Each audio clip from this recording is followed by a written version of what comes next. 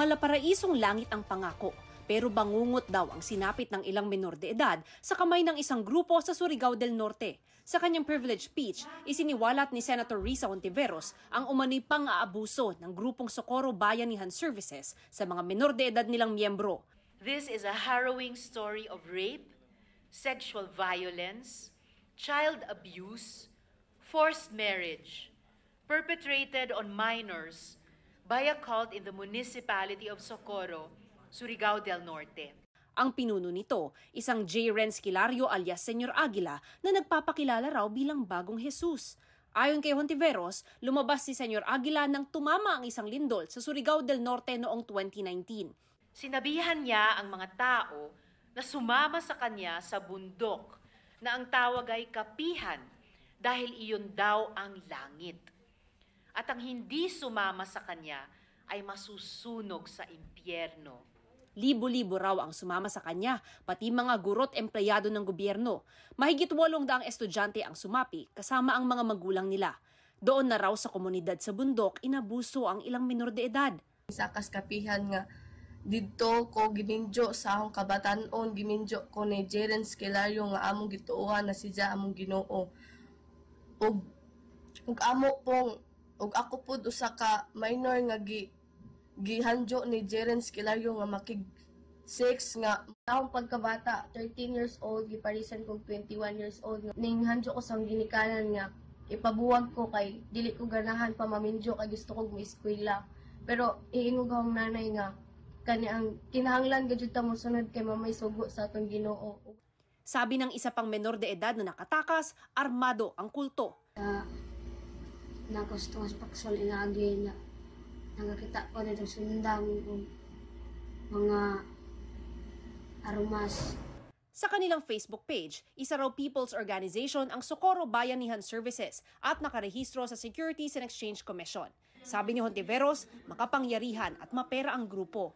Kinokolekta raw nito ang nasa kalahati ng natatanggap na ayuda at pensyon ng mga miyembro nito. May natanggap ding impormasyon si Hontiveros na pinopondohan ng droga ang grupo. Ayon kay Hontiveros, 8 bata ang nakatakas nitong Hulyo at nasa pangangalaga ngayon ng lokal na pamahalaan at DSWD. Pero ang problema aniya, pilit ibinabalik sa bundok ang mga bata gamit ang pera at impluwensya ng grupo. Bumuo na raw ng task force si Socorro Mayor Riza Timkang para umaksyon laban sa grupo. Pinabulaanan ng grupo ang mga alegasyon. Pumunta na po dito yung mga police, they have conducted po their investigations. Wala po ditong armas, wala din pong drugs. Itinuturo nila ang mga kalaban sa politika na nasa likod ng akusasyon. Ang pondo rin daw nila ay mula sa voluntaryong donasyon ng mga miyembro. Fabricated lies yan. We are filing a case for them for kidnapping, for a serious illegal detention. Alang sa mga nanginahanglan. Sa bukid sa kapihan, nanimuyo ang pinakamalipayong mga katawhan nga puno sa panagdait, panaghigugmaay, pagtinabangay ug paghimaya sa buhing Dios. Ganito inilarawan ng grupong Omega de Salonera ang kanilang komunidad sa sitio Kapihan sa tuktok ng isang bundok sa Bukas Grande Island sa Surigao del Norte. Sa kanilang Facebook page, inilarawan ng Omega de Salonera bilang grupong binubuo ng mga dancer, musician at mga atleta. Nabanggit kahapon ni Senator Risa Hontiveros ang grupo sa kanyang privilege speech tungkol sa organisasyong Socorro Bayanihan Services. Tinawag ng senador ang grupo na isang kulto na naging pugad umano ng mga pang-aabuso ng nagpakilalang bagong Jesus na si J. Renz Kilario alias Senyor Aguila. Ang kanilang binuong performing group, ang Omega de Salonera, ay nanalo pa sa isang international festival sa Korea. Dahilan kung bakit pinarangalan sila dito sa Pilipinas. Si Senyor Aguila mismo, ang rapist ng mga bata, ang facilitator ng child marriage, ay nakatapak pa sa ating Senado at nagpa-picture pa sa atin na mga senador. July 25 nang dumalo ang grupo sa plenaryo ng Senado. Sa Facebook page ni Senador Bongo, makikita ang litrato na kasama niya at iba pang senador si Kilario. Sa isang pahayag, nilinaw ni Go na hindi niya personal nakakilala ang grupo ni Kilario. Nag-ikot daw ang grupo sa opisina ng mga senador para magpakilala at humingi ng tulong para sa kanilang lugar. Naghain na si Hontiveros ng resolusyon para imbestigahan ang mga kaso ng rape, sexual abuse at child marriages sa komunidad. Maging si Senator Bato de la Rosa gustong silipin ang Umunay Shabu Laboratory at private army roon. Inatasan na ni Justice Secretary Jesus Crispin Remulla ang NBI na mag-imbestiga. Pero dati na raw may kaso laban sa grupo. June 1 pa lang, meron na ditong may higit 10 tao na recommended for prosecution dito sa Socorro cult na kasama sa ibinunyag ni Senator Risa Hontiveros. Sex trafficking. Human trafficking. Sabi ng PNP, wala pa silang natatanggap na reklamo laban sa grupo pero handa raw silang makipagtulungan sa investigasyon. Sa panayam ng Super Radyo DZBB, sinabi ng Socorro Bayanihan Services na handa silang humarap sa investigasyon. Our association promotes really Bayanihan culture, Bayanihan spirit. And our main purpose is first is for housing kasi mahirap naman dito ang magtayo ng bahay. Second is agriculture and third is burial services.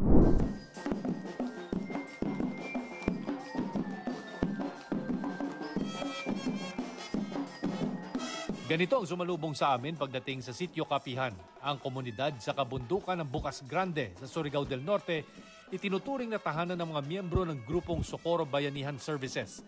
Nakilala namin ang pinuno ng grupo na si J. Renz Kilario alias Senyor Aguila. Maring itinanggi ni Kilario ang paratang sa grupo, gaya ng child marriage, sa pilitan umanong pagpapakasal sa mga miyembrong may mga asawa at rape. Hindi yan ang nangyayari dito. Kasi bakit anong pinipili? Wala naman ganyan na kahit mga tao isa-isahin nyo. Hindi rin daw sila sangkot sa droga at wala silang mga baril. Pinapasok din tayo para makita natin kung ano ba talaga. Meron ba talagang mga kontrabanda dito at mas importante kung pagawaan ba talaga ito ng illegal na droga. Tingnan mo sir, sobrang sikip po. Tingnan mo sir kung merong linya lang ng safety tank. Handa raw ang grupo na humarap sa investigasyon. Tinanong namin ng ilang residente kung bakit pinipili nilang mamuhay sa Sitio Kapihan. Yung leader namin, mabait po. Kung wala kang matitirihan na bahay, pagtayuan ka ng bahay. Kung wala kang pagkain, bigyan ka ng bigas, bigyan ka ng pera. Dito matahimik. At saka basta maganda dito.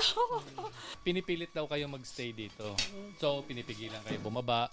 Kayo ay parang under threat na hindi umalis dito. Hindi totoo yun, sir. Pero ang malaparaisong paglalarawan ng mga nakatira sa sitio, malayo sa karanasan ng mga dating residente nito.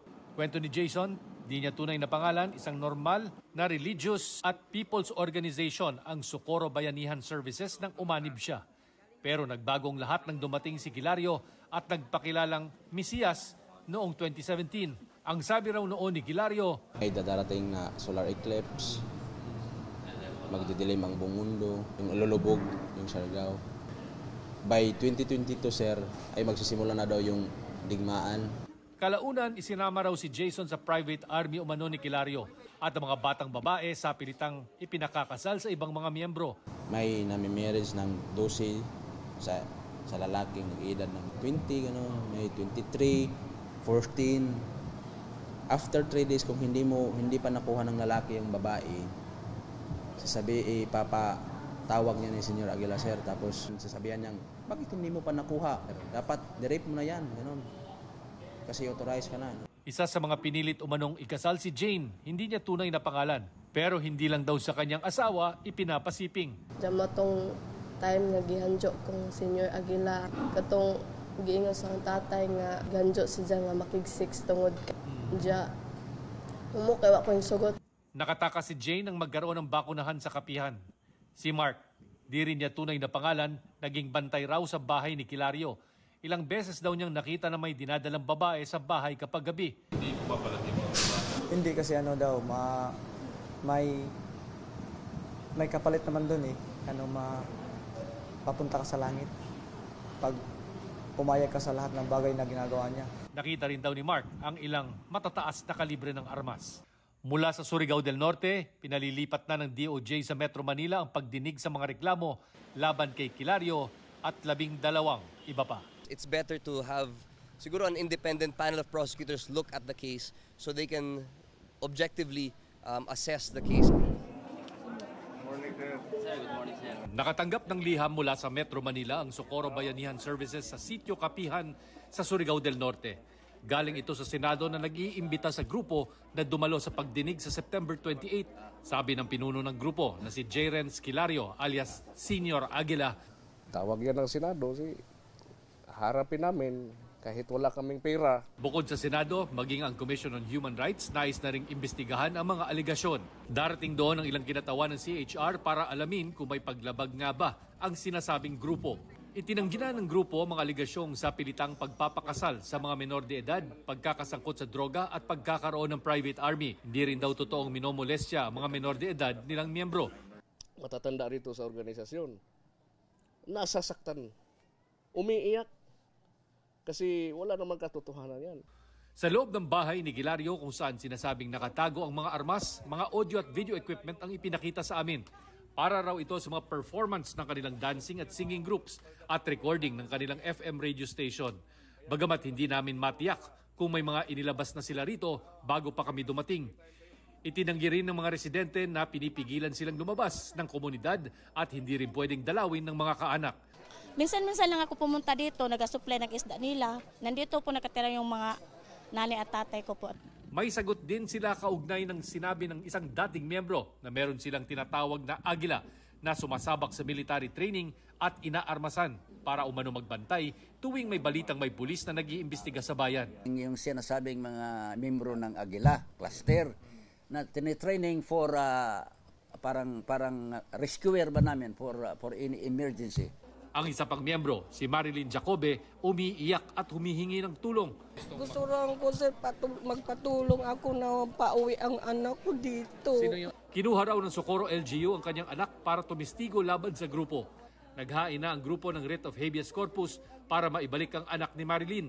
Ganito rin daw ang nangyari kay Norlin. Ayon sa kanyang ina, kinuha si Norlin ng Socorro Task Force Kapihan at nabawi lang nila dahil sa writ of habeas corpus. Kaya sabi ko, kukunin ko talaga. Kahit anong mangyari. Nananawagan ng grupo sa lokal na pamahalaan na mag-usap na lang para mabigyan linaw ang mga aligasyon at masolusyonan ang ilang taon na raw na hindi pagkakaunawaan. Ang 14 anyos sa si alias Jane, sa pilitan daw ipinakasal ni J-Renz Kilario alias Senior Aguila, ang presidente ng Socorro Bayanihan Services Incorporated o SBSI. Sinabi ni Senior Aguila, authorized ang asawa mo i-rape ka? Kailangan daw makuha sila in 3 days, otherwise they will be called na nag-adyos. Ibig sabihin ng adyos, ang parusang mapupunta sa impyerno kung ayaw makipagtalik sa asawa. Maging si Senior Aguila, gusto rin daw makipagtalik kay Jane. Palagi siyang kinukulit, Your Honor, na mag-consent na pero ayaw niya. Pati nanay ni Jane, pinakasal sa isang lalaki kahit may asawa na. Ang 12 anyos na kapatid ni Lovely sa Vandal, pinalakad daw ng nakaluhod dahil ayaw makipagtalik sa naging asawa. Sabi niya, patatawarin ko kayo kapag mula sa gate, luluhod kayo papunta sa bahay ko. Tapos magpapromise kayo na magpapagalaw na kayo sa asawa niyo.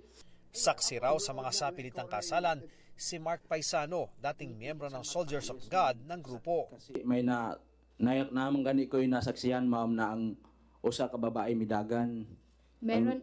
Meron akong nasaksihan na yung isang babae ay tumakbo. We ran after her and we dragged her, Your Honor.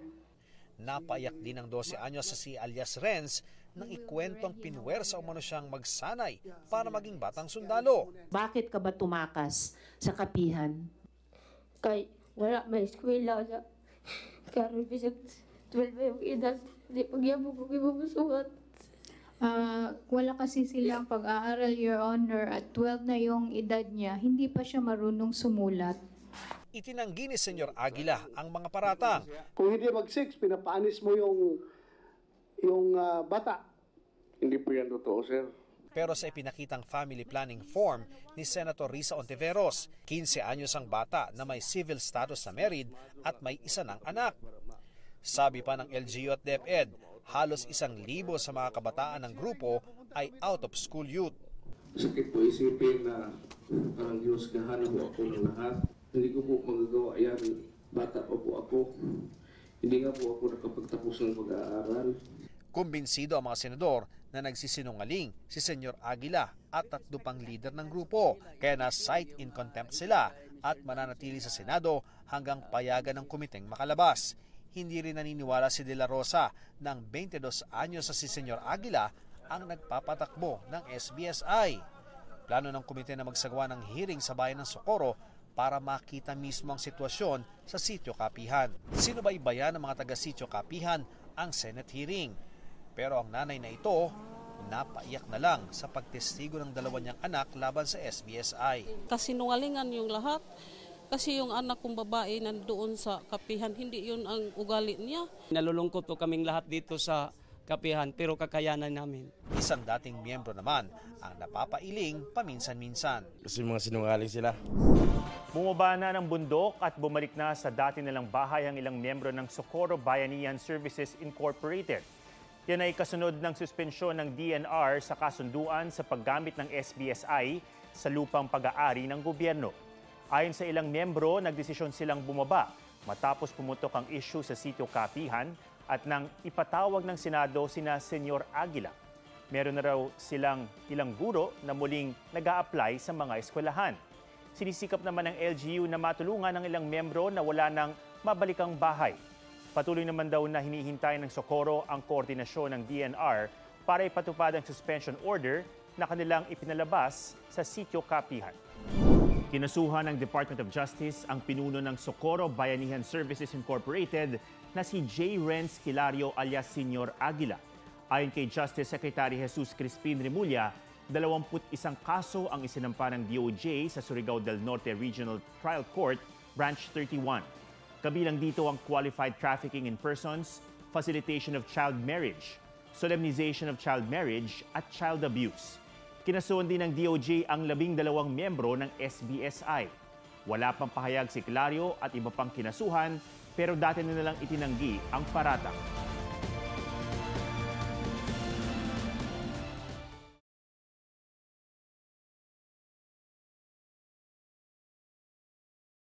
Huwag magpahuli sa mga balitang dapat ninyong malaman. Mag-subscribe sa GMA Integrated News sa YouTube. Sa mga kapuso abroad, subaybayan nyo kami sa GMA Pinoy TV at sa www.gmanews.tv.